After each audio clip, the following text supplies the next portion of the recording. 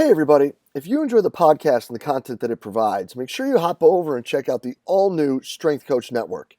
The Strength Coach Network is the combination of the CVA SPS community and the Rugby Strength Coach community, bringing you what is sure to be the internet's leading resource for continuing education for strength and conditioning professionals. Combining these two resources has allowed us to bring some of the best content from some of the best minds in the world together for your one-stop shop to better improve the continuing education for not just yourself, but your entire staff. Bringing together all of the lectures from the Rugby Strength Coach community, along with the lectures exclusively done for the Central Virginia Sport Performance community, and all the lectures performed at the Central Virginia Sport Performance Seminar, make this an absolute must for performance coaches around the world. The world-class lectures at the Strength Coach Network are not all that you'll see as well. The discussion in the forums and the support and the career guidance from some of the top practitioners in the world, from people all over the world, makes this an absolute must and a great place for you to network, learn, and grow as a performance professional. So hop on over to strengthcoachnetwork.com and use the code CVASPS, that's CVASPS, to get your 48-hour trial for only $1. We're sure you're going to find great value in the Strength Coach Network and are really excited to have you involved. So hop on over to strengthcoachnetwork.com and use the code CVASPS to check it out today. What's up, guys? C. Hayes, Coppin State Basketball, sitting in again for another MTM. On my way back from conference, from the seminar, the one and only. This weekend it was fantastic, man. Before I get to anything else, we'll be remiss not to thank Jay and everybody behind the scenes with CVAPS that helps put that thing together, man, and keep it every year. Not only what it is, but continue to get better. It's been a few years since I was able to be there, and man, it was it'll be one of the most memorable conferences I've had for a number of different reasons, but most importantly, man, just the content and the quality of people that were there presenting, but also there to watch and there to learn and there to enjoy a beer with together after hours. So had a great time. Thank you to Jay and everybody again. But really my biggest takeaway from this weekend that I want to talk about, and it is, I guess, kind of on a little more negative note, but hopefully I know I'll take a positive away from it, and hopefully this message can get across as a positive one, or we can take a positive away from it. And that is just how we conduct ourselves as professionals, as coaches, educators, but ultimately just professionals. And all I mean by that is, how we talk about other people, and how we view other coaches in the field and what they do. And hey, don't get me wrong, man. Like, I don't agree with everything I see or everyone that I know or have seen on social media, and the exercises they choose or whatever it might be, right? And there's absolutely a way to have a respectful conversation about that with your buddies, right? So I'm not trying to sound like the police here, but there was a situation Friday at the social, and a couple really really good guys, really good coaches, like, really don't think they meant any harm by it, but we're talking about a guy that they weren't much of a fan of, and asked somebody else at the table, a presenter, actually, of course, I'm not going to say names for either party, but, asked another coach at the table, like, hey, like, what do you got? Like, we know you got a story about so-and-so. And he was like, nah, like, sorry, guys, respectfully, I'd rather not.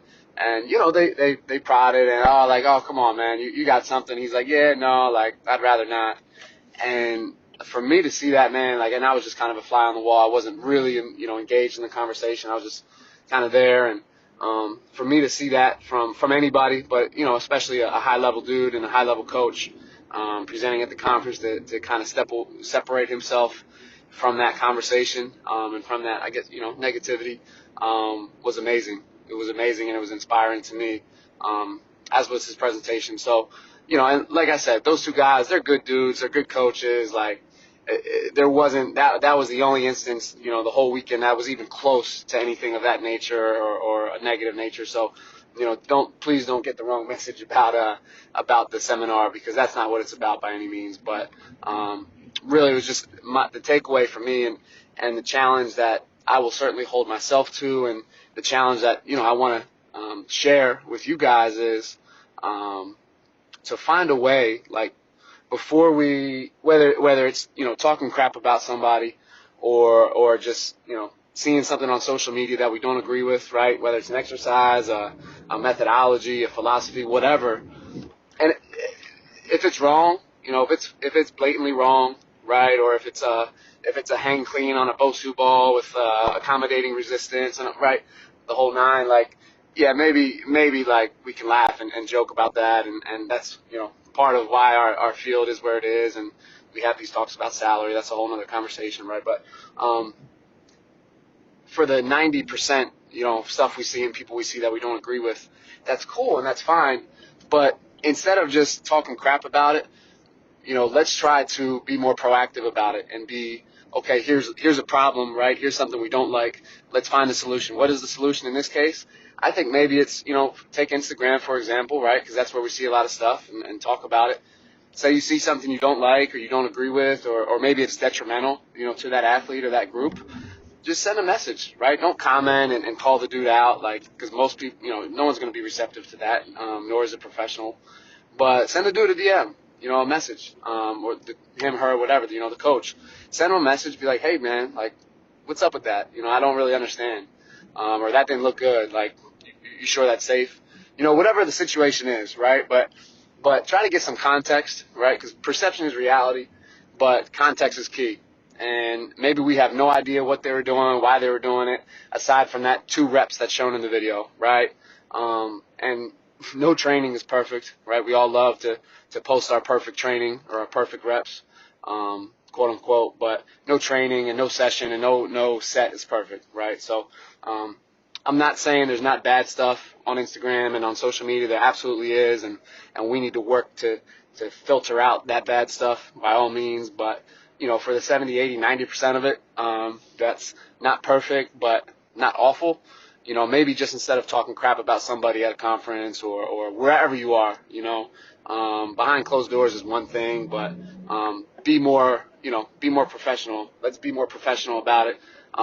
Let's find a way to help solve that problem, and maybe we indirectly help those athletes, right? Like, that's our goal. I hope ultimately is to serve kids, to serve athletes, or, adults, whoever it might be, right?